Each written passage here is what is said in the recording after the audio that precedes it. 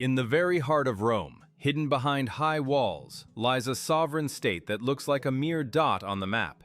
Yet its invisible influence stretches thousands of years into history and covers the entire globe.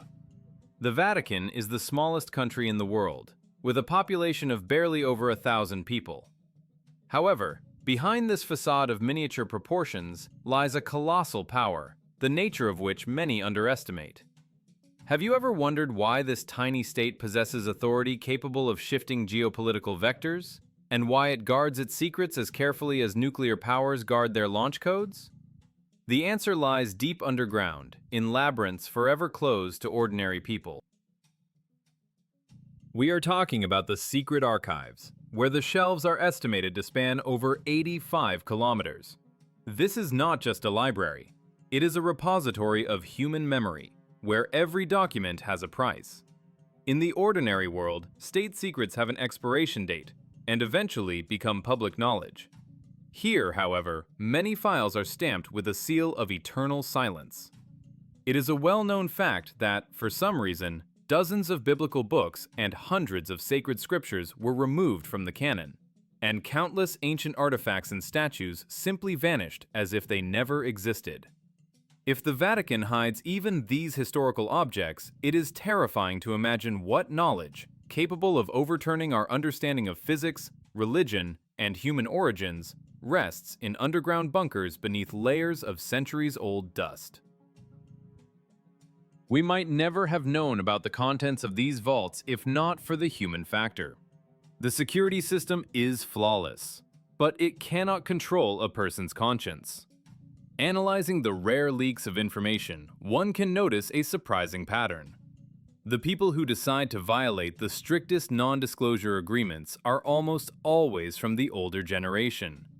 These are not young rebels or individuals whose minds have clouded with age. On the contrary, they are scholars and clerics with clear minds who have lived long lives and reached that line where earthly threats and the loss of reputation no longer matter. They have nothing left to lose, but they have something to leave behind. The realization that they might take knowledge capable of changing the fate of civilization to the grave becomes an unbearable burden. They speak not for fame, but for the truth, believing that these secrets belong to all of humanity, not just a chosen group of keepers. If you are ready to learn what has been kept silent for centuries and to peek behind the curtain of secrecy, subscribe to the channel and like this video right now. This will help spread the truth that they are trying so hard to hide. And we begin our dive into the unknown. One of those who dared to break the vow of silence was the Russian professor Heinrich Ludwig. This man, possessing an exceptional mind and rare access, managed to penetrate the Holy of Holies in the 1920s and saw things that forced him to rethink the entire history of our world. The events we are about to discuss began in the 1920s, when Professor Heinrich Ludwig, a figure considered ambiguous and mysterious in scientific circles, received a unique opportunity to touch hidden knowledge. The circumstances under which he was granted access to the closed sections of the Vatican remain a subject of debate to this day. Some claim it was official work to systematize rare manuscripts, while others insist on more complex and convoluted methods of infiltration. However, as soon as the heavy doors slammed shut behind him, questions about his methods faded into the background in the face of what appeared before his eyes. Endless rows of shelves opened up before the professor, containing over 35,000 volumes of catalogs alone. These documents covered more than 12 centuries of European and world history. But the most interesting things were hidden not in the official chronicles, but in papers that had been gathering dust for centuries in the darkest corners of the vault. While immersing himself in the study of ancient manuscripts, Ludwig began to notice strange patterns that did not fit into the usual picture of the world. He stumbled upon documents describing the influence of certain higher powers on the earliest civilizations of our planet, from the pyramid builders in Egypt to the mysterious settlements of the Maya. In traditional history, these entities have always been interpreted as mythical gods, a figment of the imagination of ancient people trying to explain thunderstorms or the changing seasons. However, the texts the professor held in his hands painted a completely different, frighteningly realistic picture. In them, the gods were described not as ethereal spirits, but as flesh and blood beings possessing knowledge and tools that seemed like magic to the people of that era. Imagine the situation. Ancient Egypt or Mesopotamia, where people live in mud huts and use primitive tools.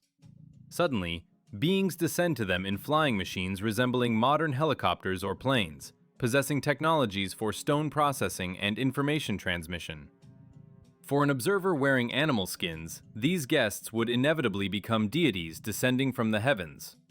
This is exactly the scenario described in the chronicles Ludvig found. It was not mysticism, but contact with a civilization possessing advanced technologies thousands of years ahead of their time. The professor was stunned, realizing that humanity had spent centuries worshipping not supernatural forces, but the technical progress of unknown visitors. These records turned all ideas about the evolution of society upside down.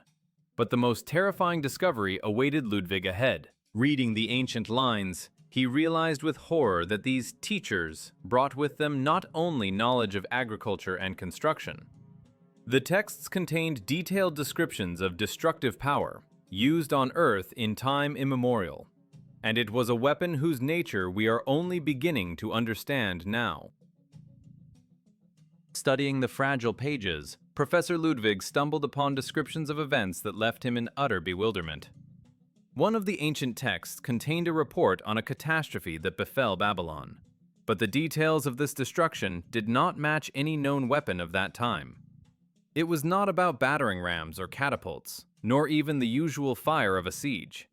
The manuscript described the impact of a monstrous temperature capable of melting stone and turning sand into glass. The walls of the great city were not just destroyed, they were melted by an unknown force radiating light brighter than 1,000 suns. The description of the aftermath bore a striking resemblance to eyewitness accounts of nuclear weapons in the modern world. It is hard to imagine how an ancient chronicler could know about technology capable of generating such heat unless he had witnessed the use of a weapon that was millennia ahead of human thought. Ludvig found more and more evidence that these mysterious visitors played a key role not only in destruction but also in creation. The records he found directly indicated that many achievements we attribute to the genius of ancient people were actually received from the outside. According to these documents, it was these beings who gave the Egyptians the mathematical formulas and engineering solutions necessary to build the pyramids, structures whose construction precision still baffles modern architects. The Sumerians, in turn, received knowledge of irrigation systems and writing. The archives even contained blueprints for flying machines and descriptions of power plants whose operating principles resembled modern nuclear reactors. This information shed light on one of anthropology's greatest mysteries: the sudden leap in human development. Look at the history of Sumer. In the 4th millennium BC, something inexplicable happens. Primitive tribes of hunter-gatherers, living in simple shelters, suddenly, without any intermediate stages of evolution, turn into builders of fortified cities, creators of complex canals, and inventors of writing. Such rapid progress contradicts the natural course of historical development, which usually takes hundreds, if not thousands of years. The Vatican documents offered a logical, albeit fantastic, explanation.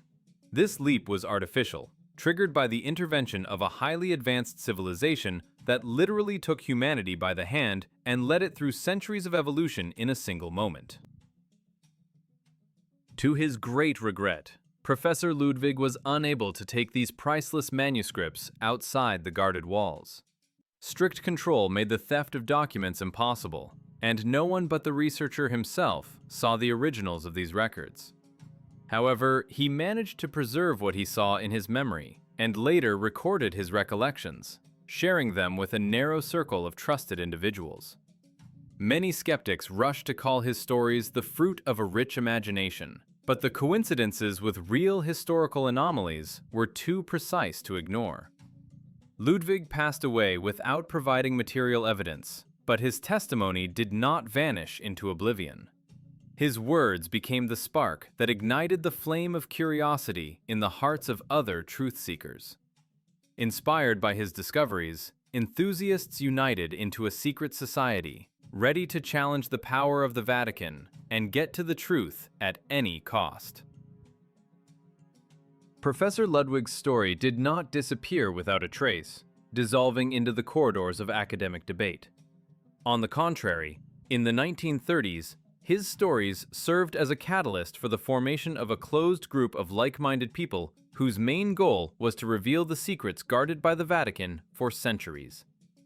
This society included not just mystery lovers, but serious professionals, historians, archaeologists, and writers ready to risk their reputations for the sake of finding the truth.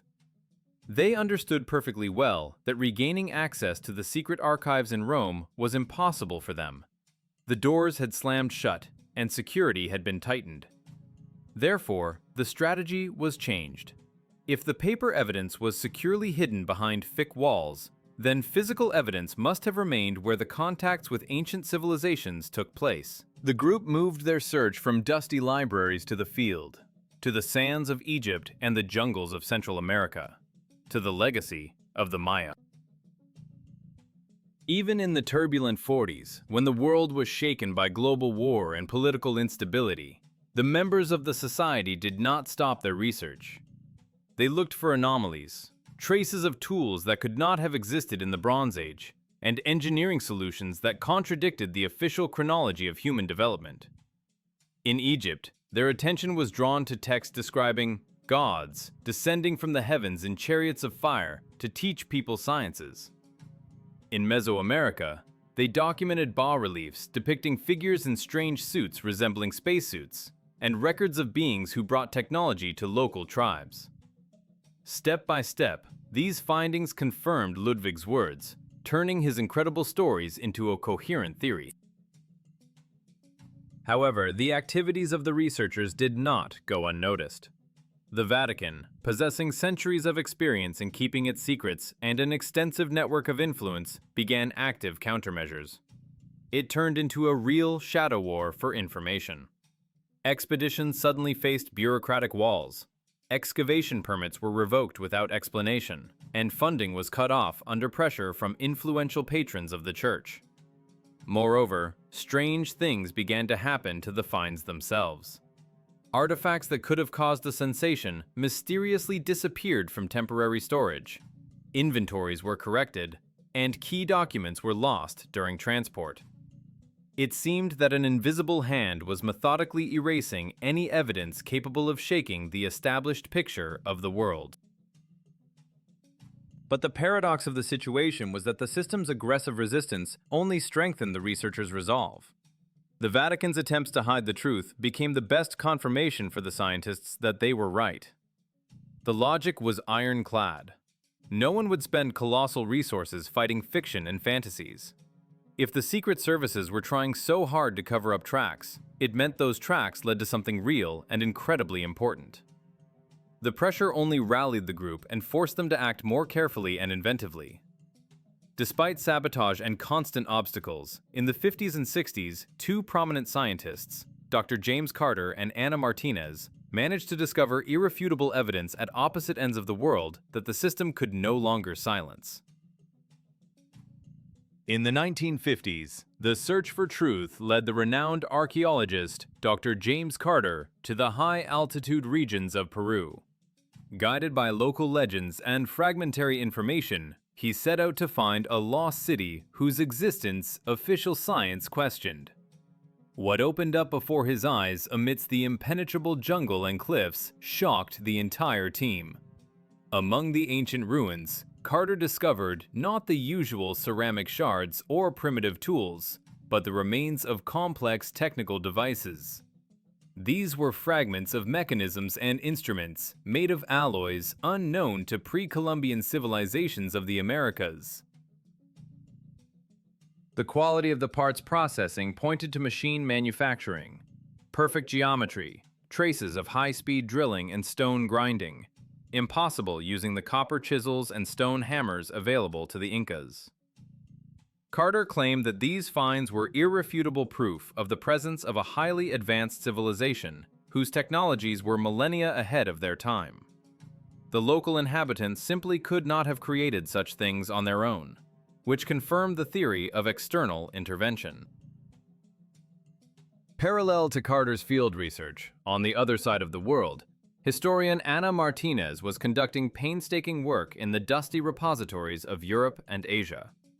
Her weapon was not a shovel, but knowledge of ancient languages and incredible patience. The breakthrough occurred in Spain, where in the archives of an old, little-known monastery, she discovered unique manuscripts dating back to the 10th century. These documents differed radically from the religious texts of that time. They contained detailed reports of contacts with heavenly guests who descended to people to impart wisdom and technology to them. But most striking was the description of the devices these visitors brought with them. Medieval authors, lacking the appropriate vocabulary, tried to describe devices that surprisingly resembled modern computers and autonomous power units. They spoke of glowing tablets capable of storing infinite amounts of information and answering any questions, as well as sources of eternal light that required no oil or fire. These descriptions were so technically precise in detail that it was impossible to write them off as mere fantasy of the monks. It would seem that the combination of these facts, from impossible mechanisms in the Peruvian mountains to blueprints of electronics in medieval Spain, should have revolutionized the scientific world. There was more than enough evidence to start rewriting history textbooks. However, the academic community's reaction was deafening silence and the ignoring of inconvenient finds. Official science refused to recognize artifacts that destroyed the familiar picture of the world. It became obvious that breaking through this wall of skepticism required more powerful arguments. Then, at the end of the 20th century, advanced modern technology came to the researchers' aid, able to see with its unbiased electronic gaze what had been hidden deep underground for centuries. In the early 1980s, a new generation of researchers replaced the lone individuals, armed not only with enthusiasm, but also with advanced scientific achievements. Inspired by Professor Ludvig's ideas, young scientists united into an international group called Ludvig's Legacy. Their approach differed radically from the methods of their predecessors. They decided to look for confirmation of ancient contacts using technologies that became available to humanity only at the end of the 20th century. Whereas researchers previously relied on shovels and brushes, the new wave of specialists bet on satellite imagery, spectral analysis, and computer modeling. The first major success was the use of satellite data to study the famous Nazca Plateau. While tourists looked at the giant drawings on the surface, the group members looked deeper. Orbital images and soil density analysis allowed them to discover complex engineering structures under the layer of sand. These were not just ritual ditches, but an extensive network of underground hydraulic structures and tunnels, resembling the schematic of a giant printed circuit board or an industrial complex. It became obvious that the Nazca geoglyphs might be merely markers for something much grander hidden from the eyes. Infrastructure created using knowledge inaccessible to local tribes. In the 90s, the baton was picked up by an expedition to Egypt. Armed with ground-penetrating radar and laser scanners, researchers examined the Great Pyramid of Giza and the space beneath the Sphinx. The instruments showed the presence of an entire network of previously unknown chambers, voids, and corridors going deep underground. Analysis of the granite block processing, conducted with microscopic precision, revealed traces identical to those left by modern diamond cutters and ultrasonic drills. These data led to a paradoxical conclusion. For a long time, we could not find traces of high technology in antiquity simply because we did not possess it ourselves. Humanity needed to invent lasers, spaceflight, and complex electronics to begin recognizing similar technical solutions in the ruins of the past. What the 19th century considered magic or religious symbolism, the 20th century recognized as blueprints and mechanisms. Ludvig's hypotheses found physical embodiment in stone and earth. It seemed that science was about to officially acknowledge paleocontact, but history decreed otherwise. While scientists were scanning pyramids, an information bomb exploded where it was least expected, in the very heart of the Catholic world. The loudest scandal happened in our century. In 2005, a leak occurred that the Vatican tried to hush up at any cost. The year 2005 became a turning point in this century-long drama, dividing the history of the search into before and after. A group of young researchers, operating under deep cover within the administrative structures of the Holy See, achieved the impossible. They managed to gain access to the so-called gray zone of the archives, a sector listed in official inventories as lost during fires of past centuries or simply empty. However, the shelves were not empty. Among the age-old dust, they discovered a folder containing documents whose contents could overturn not only religious dogmas, but also the foundation of modern science. This was not just a historical chronicle, but a detailed protocol of an event that took place in the 15th century, in an era when Europe stood on the threshold of the Renaissance. The found report described, with dry clerical precision, a visit to the Vatican by a delegation of beings whose origin clearly lay beyond our planet. The document testified that the meeting was not accidental, but official in nature. The highly advanced guests arrived not to conquer, but to enlighten. The text contained detailed records of the transfer of unique knowledge concerning the fundamental basis of the universe. The manuscripts listed principles of medicine, allowing for the cure of diseases considered heavenly punishment, complex engineering formulas, and astronomical data that humanity began to discover on its own only hundreds of years later. It became clear where the geniuses of the Renaissance drew their inspiration from. Perhaps their insights were merely echoes of the information passed behind the closed doors of the papal residence. However, the most alarming and dramatic aspect of the found dossier was not the fact of contact itself, but the conditions set by the visitors. The document contained a stern warning that sounded like a prophecy. The guests made it clear: knowledge is a dangerous power. If humanity, without reaching the necessary level of spiritual and moral maturity, attempts to use the received technologies for power or destruction, catastrophes of unprecedented scale await the planet. This was a warning that technical progress without ethics would lead to the self-destruction of civilization. Reading these lines today, in the era of nuclear weapons and environmental crises, it is impossible not to feel a chill running down your spine. The prediction from the 15th century is coming true with frightening accuracy. When information about this find leaked to the press and the internet, the effect was like a bomb exploding. The scientific community and conspiracy theorists froze in anticipation of an admission. However, the Vatican's reaction was lightning fast and predictably harsh.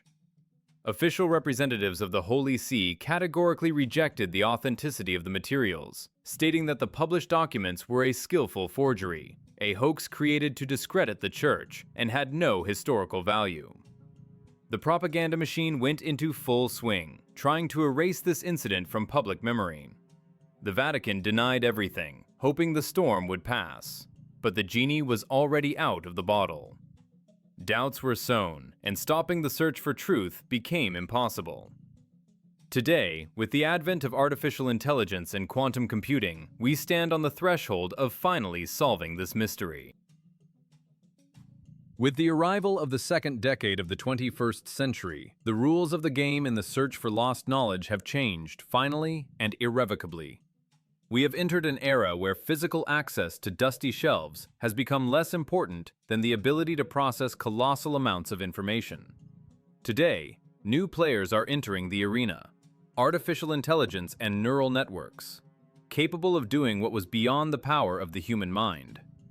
Modern algorithms have begun to analyze digitized fragments of ancient texts, geological maps, and astronomical data, finding hidden connections in them invisible to the naked eye. The computer mind, devoid of prejudice and fear of dogma, identifies statistical anomalies that cannot be written off as simple coincidences. The boundary between myth and reality is blurring with every new terabyte of processed data. Neural networks confirm that the legends of peoples separated by oceans and millennia contain identical technical descriptions of heavenly teachers and their tools. What academic science has called folklore for centuries now appears as a distorted by time yet reliable chronicle of real events. 21st century technologies are paradoxically confirming the correctness of Professor Heinrich Ludvig.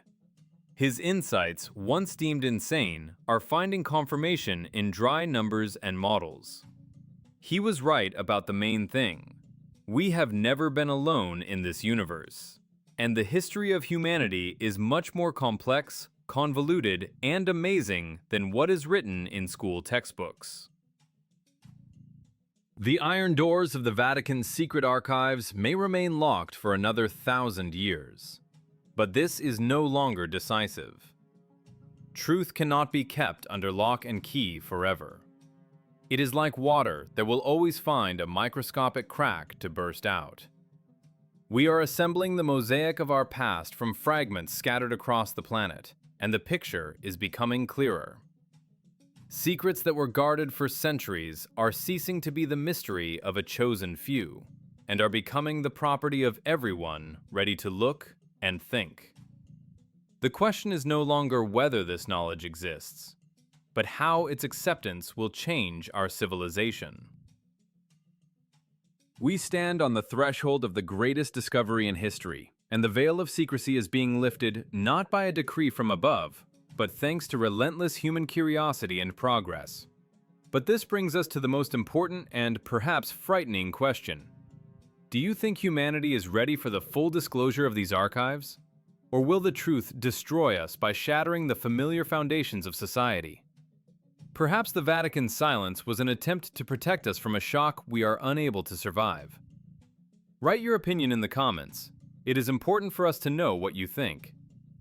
Don't forget to subscribe to the channel so you don't miss new investigations, because the search for truth never ends.